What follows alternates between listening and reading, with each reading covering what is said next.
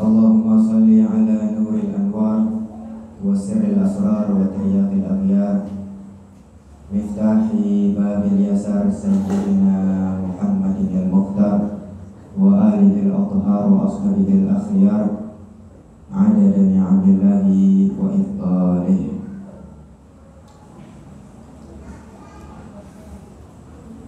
Hadirin sekalian, jamaah majelis Ma'had Al-Islami As-Safa yang mudah-mudahan diberikan keberkahan oleh Allah Subhanahu wa taala.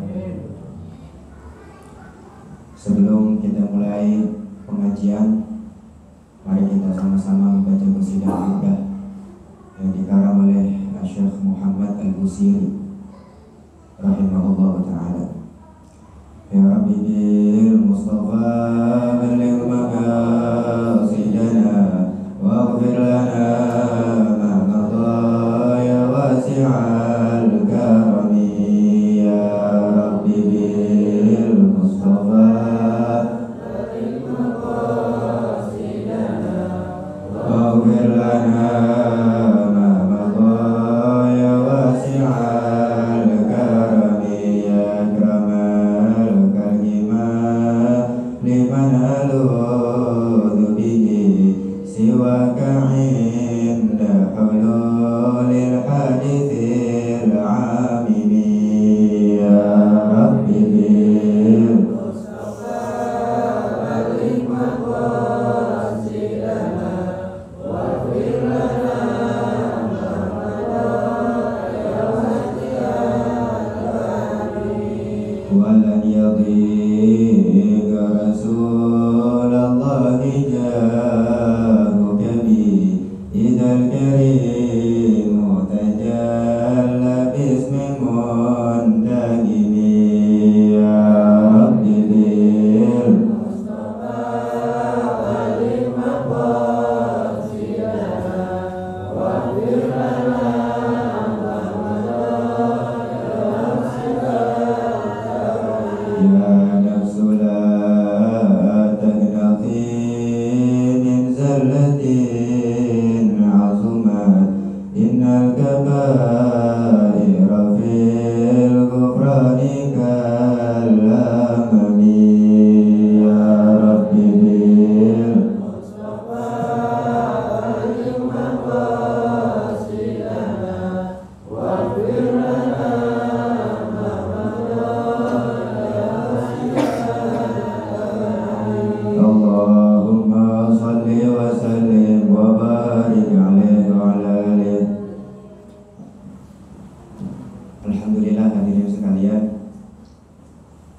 tadi sebelum kita mulai pengajian baca Ratibul Aqtas. Ratibul Aqtas dilanjut dengan sholawat Jibril. Manfaat ratib mungkin udah banyak yang paham,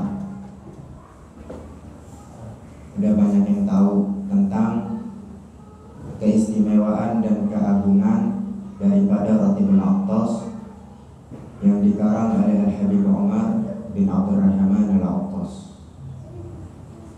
Beliau salah satu wali yang telah mencapai maqam al-ghutub.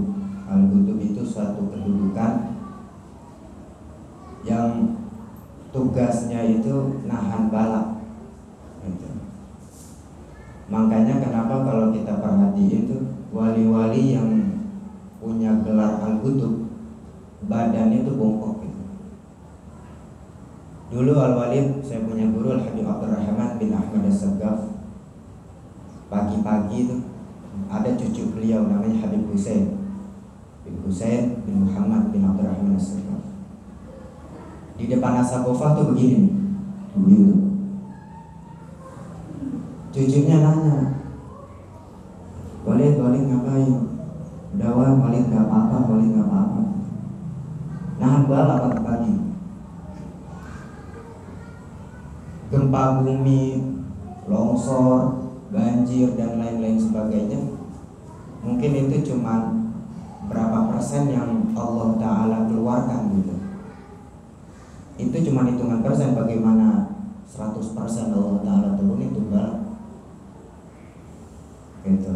Dan magam al-qutub nggak bisa dipegang selain dari para habaib, nggak bisa. Dulu Imam Syafi'i saking masya Allah kedudukan beliau pernah sempat ditawari magam al-qutub gitu. Imam Syafi'i nerima cuman kuat sehari itu ge muntadara. Imam Syafi'i yang kita tahu jutaan hadis, muhaddis, apalagi beliau mujtahid mutlak. Masya Allah, sekelas Imam Syafi'i. Dan 10 keturunan wali kutub, keturunan itu keramatnya masih kuat. Misalkan Habib Umar nih punya keturunan fulan sampai 10 ke bawah itu karomahnya masih kuat gitu. Kalau Habib yang keberapa? Kalau aneh yang ke-12. Husain bin Saleh bin Hasan bin Muhammad bin Ali bin Hasan bin Ali bin Hud bin Ali sahibul Mashhad. Nah, anak keturunan wali kutub ini dari Habib Ali bin Hasan al-Attas, Ali bin Hasan bin Abdullah bin Husain bin Umar sahibul kutub yang ke-12. Nah, keturunannya itu wali kutub keramatnya 10 tuh masih sangat kuat gitu. Ala kulli hal. Jadi saking luar biasanya tuh Ratibul Aqtas yang kita baca tuh. Makanya dari beberapa hadis yang saya baca terkait dengan Ratib Al-Aqtas, keutamaannya itu benteng untuk luar gitu. Seperti dijaga dari kejahatan manusia, dari musibah, dari orang yang dengki, hasad. Itu perlindungan dari luar, Ratibul Aqtas. Dan beliau ini Habib Umar disebut Qutbil Anfas.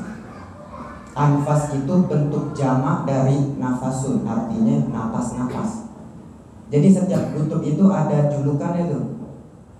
Ada Qutbul Alam, ada Qutbil Mala, ada Qutbil Irsyad, Imam Haddad.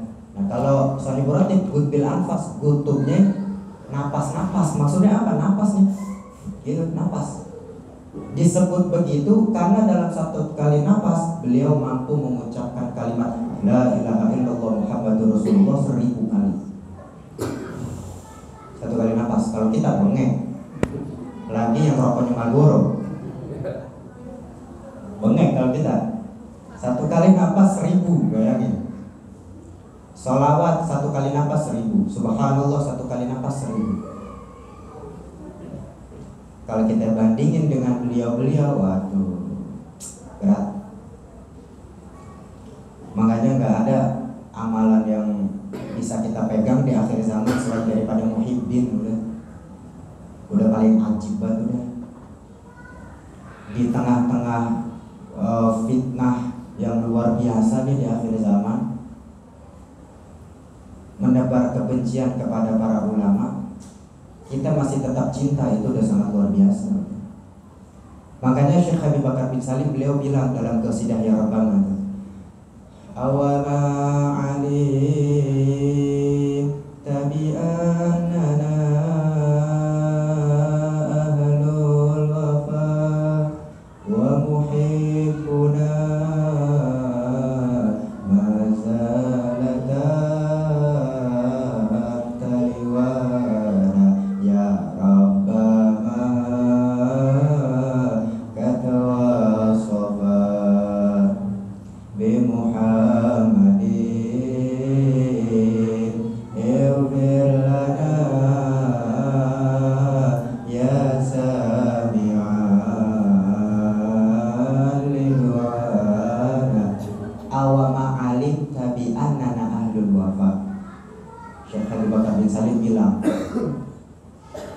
ente tahu nggak kalau para wali-wali ini adalah orang-orang yang setia dan orang yang cinta terhadap mereka akan berada di dalam naungan mereka. Modal cinta. Yang Antum cinta ya, masya Allah, sama para ulama. Insya cinta nggak tuh? Kan bukan berarti cinta dikawinin. Ngeri ya nih jadinya. Ala kulli hal. Terus tadi kita baca salawat Jibril. Salawat Jibril. Salawat paling singkat, sallallahu ala Muhammad. Anda baca di dalam kitab Afdhalus Salawat karangan siapa itu? Ala kulli hal Syekh Muhammad An-Nabhani kalau nggak salah. Di dalam kitab Afdhalus Salawat, salah satu daripada keistimewaan salawat Jibril itu bagi orang yang melazimkan, tidaklah orang yang mencintai dia melainkan orang yang tulus. Kalau orang yang munafik nggak bakalan bisa mencintai dia. Baca sallallahu alaihi Muhammad sallallahu alaihi Muhammad. Jadi orang-orang yang cinta sama dia hanya orang-orang yang tulus doang.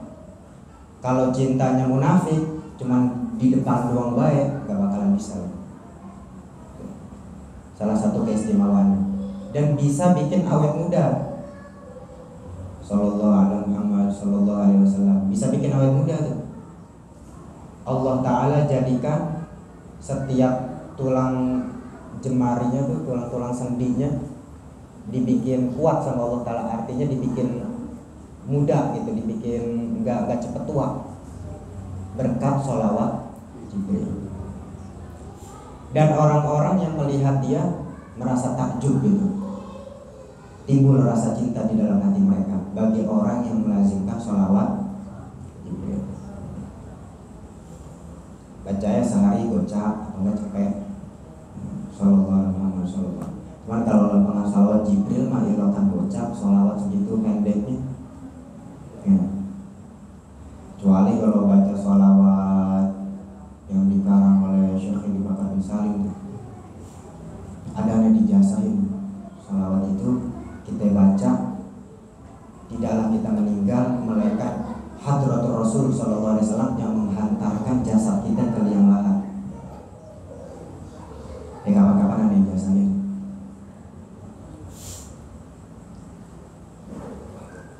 Ala kulli hal. Jadi pentingnya kita membaca ratib, sholawat serta muhibbin kita terhadap para alim ulama. Jangan membenci. Beda pendapat boleh. Antum misalkan ngedengar ceramah Habib siapa atau Ustadz siapa, antum nggak sependapat ya nggak jadi masalah. Termasuk sama diri anak, kalau misalkan anak mengucapkan sesuatu yang menurut antum nggak pas, ya nggak usah dipakai. Gitu. Paham insyaallah ya. Kita lanjut ke pembahasan yang kemarin. Kemarin kita sampai ke an-nazafah. Sekarang masuk ke dalam bab istinja. Bismillahirrahmanirrahim. Qala Syekhul Musannif rahimahullahu taala, wa ada manaf'a bihi wa bi barakati ulumihi wa bi kulli darain amin Allahumma amin. Radhiyallahu ankum wa qala radhiyallahu an. Ma huwa istinja? Istinja itu apa sih? Diambil dari kalimat istanja yastanji, bersih, membersihkan. Istinja alias kita membersihkan gitu. Apa yang dimaksud dengan istinja? Huwa ghuslul mahallil kharij, membasuh tempat keluarnya najis gitu. Antum misalkan talqawat atau baul, air kecil, buang air besar gitu, membersihkan tempat itu. Dengan apa? Bil ma'i, dengan menggunakan air, hatta tazula min najasa, sampai hilang darinya itu najis. Kalau ceboknya pakai tisu boleh, ceboknya pakai tisu, tapi dia nggak boleh sholat. Suci udah tetap, najisnya hilang.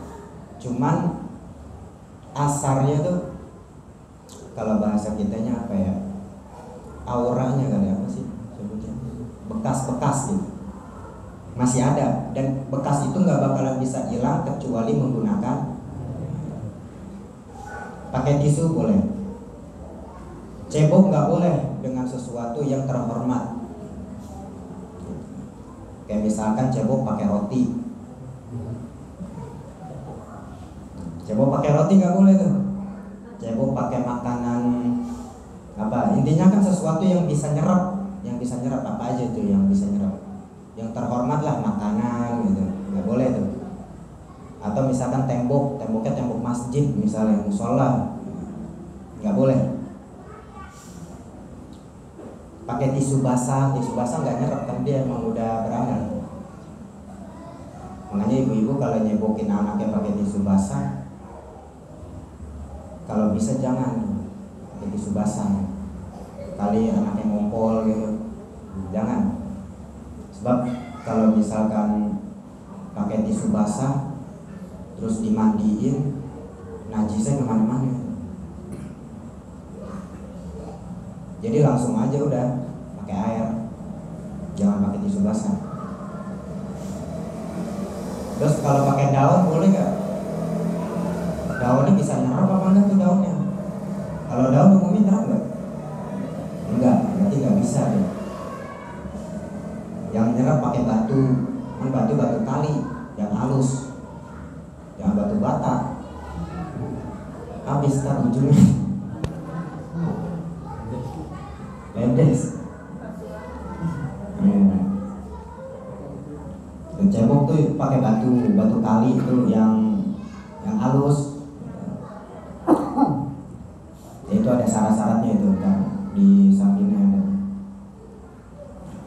Istinja itu dia membasuh tempat keluar dengan menggunakan air sampai hilang darinya najis. Misalkan ada orang sholat di tengah hutan, kagak cebok, kagak ada air, sholatnya bukan sholat wajib, disebutnya sholat hormatan lil waqt. Anda tinggal sholat aja tuh, usolli fardhu zuhri hormatan lil waqt. Allahu Akbar. Termasuk kalau misalkan antum jalan ke daerah-daerah gitu ya, pesawat atau di kereta kan nggak bisa berhenti itu. Masuk waktu sholat, kalau semisalnya kita nungguin dia sampai ke stasiun, udah lewat nih, sholat hormatan lil waqt. Atau kalau mau dijama juga boleh, dijama boleh.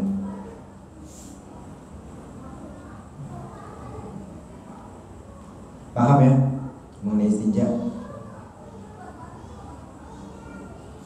Makanan jin tuh kayak ayam tuh, nggak boleh dipakai cebok. Makanan manusia ya, pakai kertas tuh boleh, pakai kertas. Pokoknya yang terhormat nggak bisa buat cebok.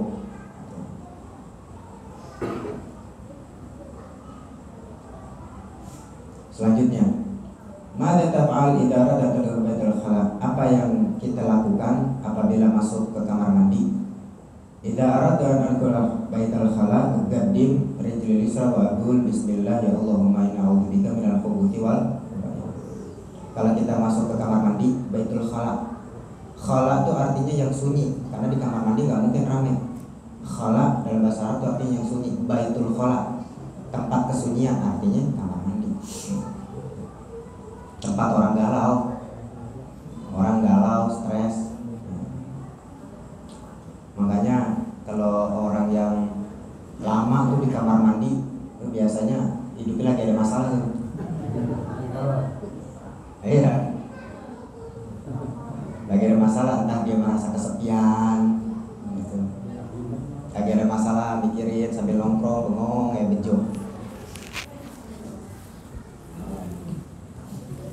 Dan pakai peci, masuk kamar mandi pakai peci, pakai penutup.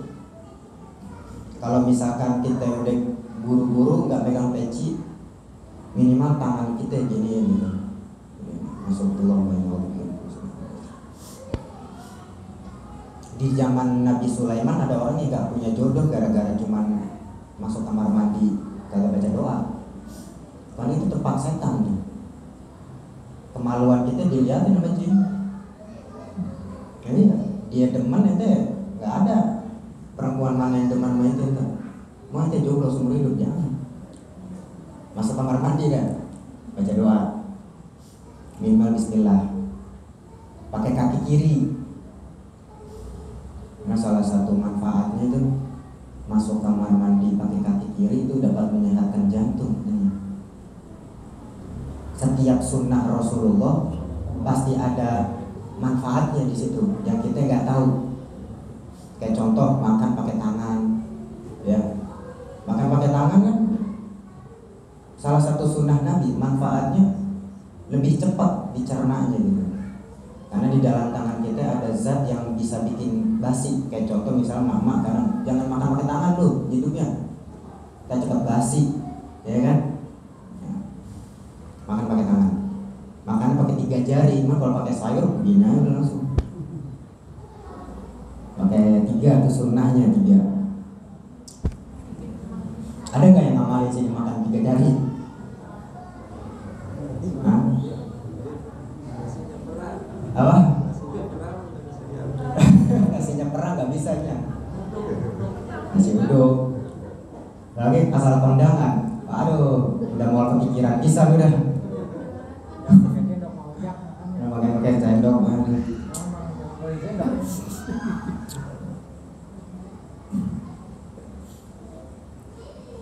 Ya setiap sunnah Nabi sekecil apapun di situ ada sir, ada rahasia. Mungkin kalau kelasan kita mah nggak bisa buat ngerjain sunnah Nabi banyak-banyak, apalagi yang berat-berat gitu. Ya minimal siwak, minyak wangi, sikat mata celak, sikat mata celak sunnah Nabi gitu. Pakai sebelum tidur, baca sholawat Nabi SAW. Soalnya biasanya kalau pakai celak mata tuh di kanan 3, kiri 2, kanan 3, kiri 2, baca sholawat. Allahumma sholli ala sayyidina Muhammad wa ala sayyidina Muhammad. Iseng kecolok mic saya, ya biasain, pelan-pelan. Dan kalau pakai sifat mata tuh yang serbuk ya, jangan yang lengket, kan ada tuh yang lengket, dia gak masuk wudu kalau yang lengket. Kan ada tuh yang serbuk ya. Kalau anak kasih tahu ntar takutnya ngiklanin. Dia yang serbuk ya, makanya yang serbuk. Jangan yang apa itu, yang lengket ada kan tuh yang lengket. Nah, itu nggak masuk wudu tuh dia. Itu salah satu sunnah Nabi SAW. Dipakai sebelum tidur. Gitu. Dan sifat mata bisa mendatangkan ainul lamah namanya. Ainul lamah itu kalau dia gak senang sama sesuatu yang dia lihat, bisa kebakar, bisa hilang, bisa hancur. Misalkan dia gak senang nih, gak senang nih, berdebat sama dia, dipelotokin sama dia, gak lama kemudian tuh barang rusak, hancur, hilang. Ainul lamah. Dan itu gak bisa didapatin kecuali kalau memang dia ada keturunan dari engkong yang keberapa dia punya ainul lamah gitu. Bisa diusahain dengan cara pakai sifat mata. Makanya di qasidah ya Allah biha kan ada tuh min ainil lam, apa tuh liriknya ada lupa tuh. Ada kalau antum baca qasidah ya Allah biha, nah, bawah-bawahnya tuh ada min ainil lam, minta perlindungan dari ainul lamah. Gitu. Kalau ngelihat kita tuh orang yang punya ainul lamah bisa bahaya pada diri kita. Ya mirip-mirip dah sama penyakit ain. Yang penyakit ain masuk kalau ada orang yang menguji tanpa mengucapkan kalimat Masya Allah, bisa rusak tuh barangnya. Penyakit ain. Pakai tadi diratib kan ada doanya tuh. Allahumma inna nastaghfiruka nastaghfiruka adyanana wa abdanana wa nufusana wa adana wa kulla syai'in a'titana. Allahumma ja'alna wa iyyahu fi kanafik wa amanik ma'iyadik wa jawarik min kulli syaitanir marid wa jabarin anid wa di ainin wa di ainin. Dan bagi orang-orang yang punya ain, lindungi ya Allah jasad kami, badan kami, harta kami, keluarga kami. Makanya kalau muji orang ucapin Masya Allah dulu. Kadang-kadang kan orang kepedean, gue ganteng gak? Gue cantik gak? Kalau dipuji ganteng atau cantik, dia ada penyakit ain yang kita nggak tahu, bisa kena. Dan yang paling gampang kena ain itu perempuan. Yang paling gampang perempuan. Kenapa perempuan? Karena perempuan imannya nggak sekuat laki-laki. Perempuan. Ya Bu, kalau misalkan ibu-ibu dipuji sama orang, ibu cantik banget, gitu begini-begini, kagak ada Masya Allahnya Bu, tampol Bu. Dulu Habib Abdullah bin Husain Syamil Atas makom di Kalibata tuh ada orang muji, gitu. Habib, Masya Allah, enggak pakai Masya Allah gitu, muji, ganteng apa ya, intinya muji nih orang, kagak ngucap Masya Allah, langsung beliau berdiri dicek tuh orang. Bilang dulu Masya Allah itu, marah beliau. Ya Allah, Masya Allah. Karena takutnya dia muji ada penyakit ain. Masya Allah, atau misalkan ada orang muji antum nih, wah gila lu, ini banget ya, usahanya lancar, maju, banyak duit. Lempengan pisan orang yang muji kita punya penyakit ain. Nauzubillah min dzalik, kalau kita bicara redaksi hadisnya tuh bisa bangkrut. Dia bilang Masya Allah atau enggak salawat, bilang dulu Masya Allah.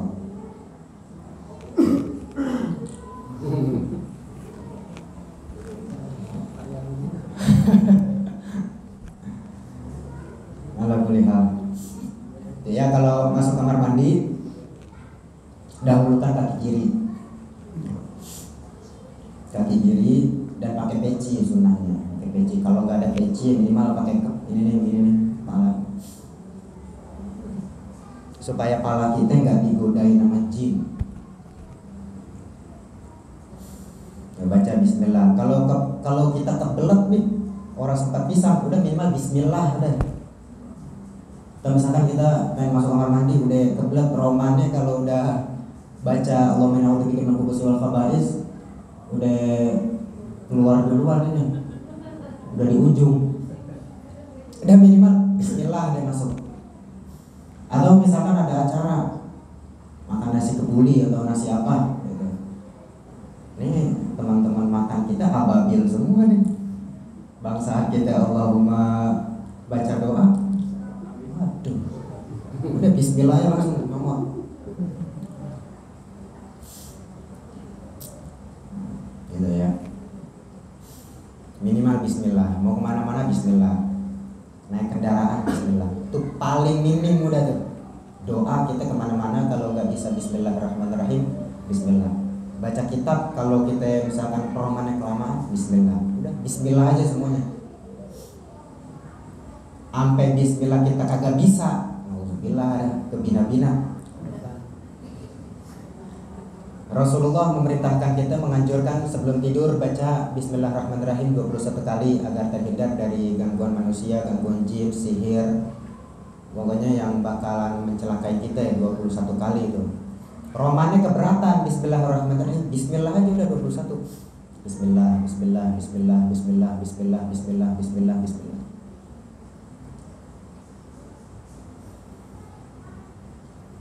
Alhamdulillah. Lanjut lagi. Mada taf'al idza arada an tastanjiya, apa yang dilakukan apabila hendak beristinja alias cebok gitu ya. Idza aradtu an astanjiya aghsilu mahallal kharij bi yadil yusra wa aqulu bi qalbi Allahumma hassin farji minal fawahish wa tahhir qalbi minan nifaq. Apabila aku ingin istinja, dibasuh tempat keluarnya kotoran dengan menggunakan tangan kiri sambil mengucap di dalam hati, Allahumma hassin farji, ya Allah lindungilah kemaluanku dari perbuatan yang keji, wa tahhir qalbi minan nifaq, dan sucikan hatiku dari sifat munafik. Kalau di dalam kitab Maraqil Ubudiyah dibalik, Allahumma tahhir qalbi minan nifaq wa hassin farji minal fawahish. Sama-sama benar dah ya. Itu doanya tuh.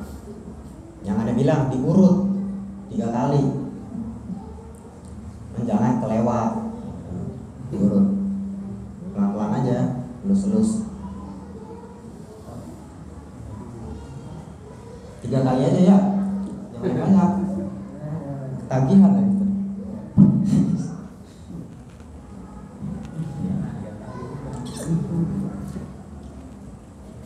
Ya Allah, lindungilah, jagalah kemaluanku dari perbuatan yang keji, dan sucikanlah hatiku dari sifat munafik. Sambil dehem. Dehem juga 3 kali ya. Dehem 3 kali, ngurut 3 kali. 3 kali dah tuh. Emang kamar mandi ini banyak mudaratnya emang. Setiap lubang-lubang tuh pasti ada jin di situ. Karena kan dulu waktu jin memenuhi dunia sebelum manusia, kan Allah nyuruh malaikat buat ngebantai jin, suruh bunuhin. Nah, nggak semua yang ngebantai, ada yang lari ke gunung, ke laut, ke lubang-lubang. Kalau dulu kita kalau mau kencing di kebun numpang-numpang. Yo, numpang-numpang. Dulu tuh, sekarang bismillah aja udah. Iya, tapi kesambetnya lu. Terus apa lagi kata orang dulu tuh? Usar-usarannya di depan, jangan ngobak baik, jangan bolong. Lah anak, saya jangan kan kali bolong, maghrib ngobak masih cepat. Kagak ngeri tamu.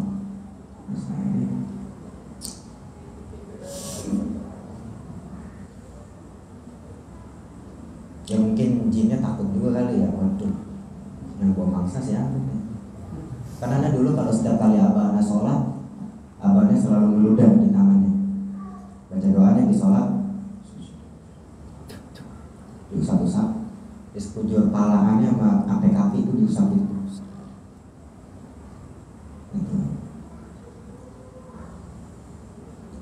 Nggak tahu tuh baca apa, nggak tahu. Ya, setiap habis sholat abahnya baca doa ini, ngeludah sedikit gitu ya, dari kepalanya sampai ujung kaki itu.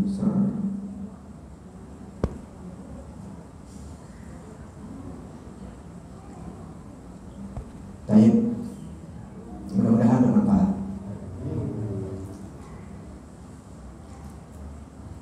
Jadi nggak sampai sini aja ya, sampai mada taf'al idza aradta an tastanjia. Wallahu a'lam bishawab. Rabbi zidna ilman warzuqna fahma.